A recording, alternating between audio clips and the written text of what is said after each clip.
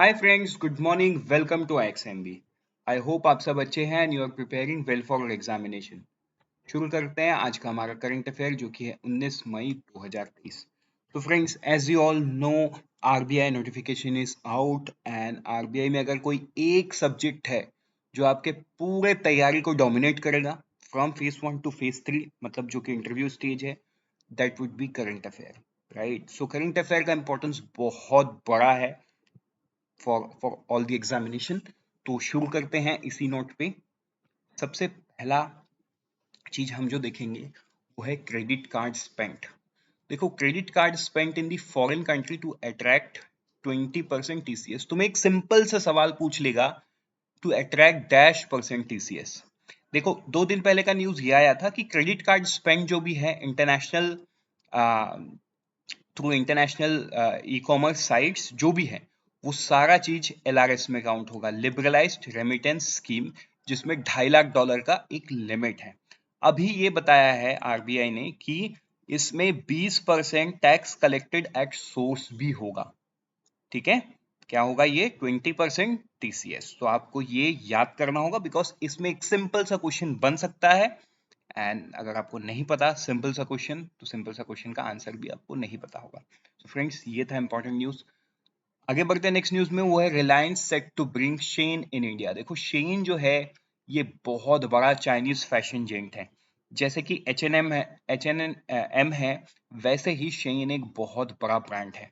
तो शेन को Reliance retail India कुछ पार्टनरशिप के थ्रू शायद ला सकता है। Right, since this is very very big company, तो क्या पता आपको ये सवाल भी पूछ लिया जाए, इसलिए आपको पता होना चाहिए। This is just as an information. बढ़ते आगे नेक्स्ट न्यूज में, वो है Nokia integrates UPI service in its 4G feature phone. Very very big news and important. देखो, जो यूपीआई 123 पे है, ये क्या है? ये एक्चुअली हैशटैग के थ्रू काम करता है। जो फीचर फोन होता है ना, वो स्मार्टफोन नहीं होता, वो फीचर फोन होता है विद ऑल दोस 1 2 3 जो कीपैड बटन्स होते हैं, कॉल उठाने का इधर, कॉल काटने का इधर, बीच में एक नेविगेशन बटन। वो वाले फीचर्स फोन में ना कैमरा होता है, कैमरा हुआ भी तो क्यूआर कोड स्कैन का कैपेबिलिटी उसमें नहीं होता है because it's not an Android system. तो इसके लिए आरबीआई ने क्या लॉन्च किया था? यूपीआई 123 लॉन्च किया था, जिसको यूएसएसडी बोलते हैं। यूएसएसडी मतलब ये हैशटैग के कुछ नंबर्स है जिसके थ्रू यूपीआई को एक्सेस कर सकते हैं। तो नोकिया ने क्या किया, इस पूरे सर्विस को अपने 4G फोन में इंटीग्रेट कर दिया। मतलब it would become very easy for a person using the Nokia phone to operate UPI 123, क्योंकि वो उसके ऑपरेटिंग सिस्टम में ही इनकलकेट कर दिया गया है कि by home, by HMD global, जो कि नोकिया ब्रांड नेम से फोन्स बनाती है।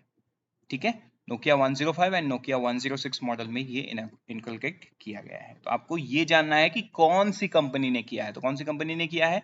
नोकिया और HMD ग्लोबल। ठीक है, चलो बढ़ेंगे आगे नेक्स्ट न्यूज में, वो है स्टेट बैंक ऑफ इंडिया। देखो, एसबीआई का एक बहुत बड़ा खबर बाहर आया है। वो खबर ये है कि जो Q4 फाइनेंशियल ईयर 23 का जो रिपोर्ट है वो आउट हो गया है। इट्स ₹16,695 करोड़। सिर्फ एक क्वार्टर का अर्निंग 16,000 करोड़ है। एंड अगर हम पूरे साल भर का ले, 22-23 ले, तो it is somewhere around 55,648 crore. तो देखो, अगर आप सोशल मीडिया में देखोगे तो एसबीआई को लेके बहुत सारे जोक आते हैं, बाद में आना, अभी लंच है। इसके बावजूद भी देखो, जोक बनते हैं तो उसमें कुछ तो रियलिटी होगा। राइट, तो उस सारी रियलिटी को देखने के बाद भी SBI is one of the biggest company in India which has reported a profit of more than 50,000 crore. ठीक है, तो देखो, इसका जब एनुअल रिपोर्ट आएगा, एनुअल रिपोर्ट के ऊपर भी हम एक वीडियो बना देंगे so that everything related to this is clear to you. अगर आप इससे पहले की फाइनेंशियल ईयर मतलब 23 की बात करें तो it is somewhere around 35,000 crore. अभी ये कितना है? 50,000 करोड़ को भी क्रॉस कर लिया है। ठीक है, और ये जो है ये अब तक का सेकेंड हाईएस्ट रिपोर्टेड प्रॉफिट है लिस्टेड कंपनी का। अगर आप रिलायंस इंडस्ट्रीज को देखोगे तो इस रिलायंस इंडस्ट्री ने 66,702 करोड़ का प्रॉफिट किया है। ठीक है, almost 10,000 crore ahead of 45,000 crore. HDFC bank कितना 45,000 करोड़ का प्रॉफिट किया है, versus SBI 55। So very very important news. जाते आगे नेक्स्ट न्यूज में, वो है government tells Pratt and Whitney. आपको ध्यान होगा जो गो फर्स्ट है, राइट, गो फर्स्ट है, इन्होंने इंसॉल्वेंसी फाइल कर दिया है। इंसॉल्वेंसी के पीछे उनका सबसे बड़ा रीजन था उनका इंजन्स। जो उनके पास एयरबस के प्लेन हैं, उस सारे प्लेन्स में प्रैट एंड विटनी, जो कि एक यूएस इंजन मेकर है, यूएस के कंपनी का इंजन लगा हुआ था। अब वो इंजन मेंटेनेंस के चलते प्लेन ग्राउंडेड होते गए, लेकिन प्रैट एंड विटनी इंजन के पार्ट्स या इंजन के रिपेयर एंड मेंटेनेंस पे ध्यान नहीं दिया। इवेंचुअली गो फर्स्ट का कॉस्ट तो बहुत ज्यादा आता है, बिकॉज एक प्लेन अगर एक एयरपोर्ट पे खड़ा है, मतलब उतने महंगे एसेट से कोई आउटपुट नहीं आ रहा है, पहला चीज। ऊपर से अगर वो ग्राउंडेड है, मतलब पार्ट है कहीं पे, तो एयरपोर्ट अथॉरिटी ऑफ इंडिया उसका लीज रेंटल भी लेता है। तो गो फर्स्ट को फाइनेंशियल ईयर, पिछले फाइनेंशियल ईयर में समवेयर अराउंड 1600 करोड़ सिर्फ इसी का पे करना पड़ा। एक तो एविएशन इंडस्ट्री बहुत ही कैश क्राइसिस से गुजर रही है, मतलब हर कोई। उसके बाद अगर 1600 करोड़ सिर्फ लीज रेंटल पे करना पड़े, एंड वो जो एसेट है, बिकॉज एयरलाइन इंडस्ट्री के लिए the biggest asset is their aircraft. Aircraft जब तक एयरबॉर्न नहीं होगा, उनके बैलेंस शीट में वो, मतलब उनके कैश फ्लो स्टेटमेंट में कैश नहीं आता हुआ दिखेगा, एज सिंपल एज दैट। वो जब तक ग्राउंडेड है, कैश फ्लो स्टेटमेंट से जाता हुआ दिखेगा, बट आता हुआ नहीं दिखेगा। It has to be airborne. Airborne होने के लिए उसे इंजन की मेंटेनेंस की जरूरत है, जो प्रैट एंड विटनी से नहीं आ पाया टाइम पे। This is what Go First have said. लेकिन ऑब्वियसली प्रैट एंड विटनी तो डिनाई ही किया था एट फर्स्ट को, बिकॉज अब मैटर वो सबजुडाइज हो गया था, क्योंकि गो फर्स्ट ने इंसॉल्वेंसी फाइल कर दिया था। So nobody was ready to comment. अब सबजुडाइज मैटर पे कोई कमेंट ये नहीं करता है। तो यहाँ पे देखो गवर्नमेंट अभी क्या बताया है, गवर्नमेंट ने बताया कि प्रैट एंड विटनी को अभी जितने भी ग्राउंडेड प्लेन्स हैं उनको अप एंड रनिंग कंडीशन में लाना है। बिकॉज देखो गो फर्स्ट वाडिया ग्रुप का है, and it is very very big airline, अच्छा खासा मार्केट शेयर था, कुछ 7-8% का।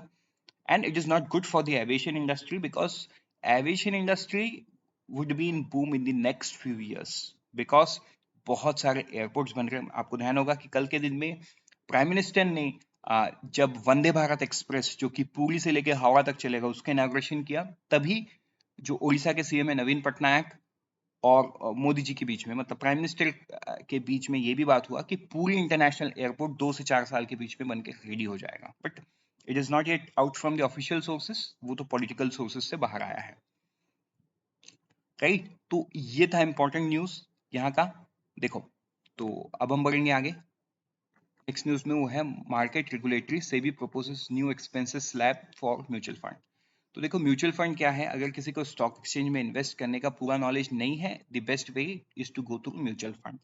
अब वो फंड मैनेजर डिसाइड करेगा कि पैसा कहाँ डालना है, basis on the objective of the fund, क्योंकि अलग अलग फंड के अलग अलग सेट क्राइटेरिया होते हैं। तो यहाँ पे जो फंड मैनेजर इसको मैनेज कर रही है, वो एक एक्सपेंसेस रेशियो अपने लिए रखती हैं, बिकॉज वो फंड को मैनेज कर रही है, वो आपके लिए प्रॉफिट कमा के दे रही है, ऑब्वियसली उसका कमीशन तो होगा बीच में।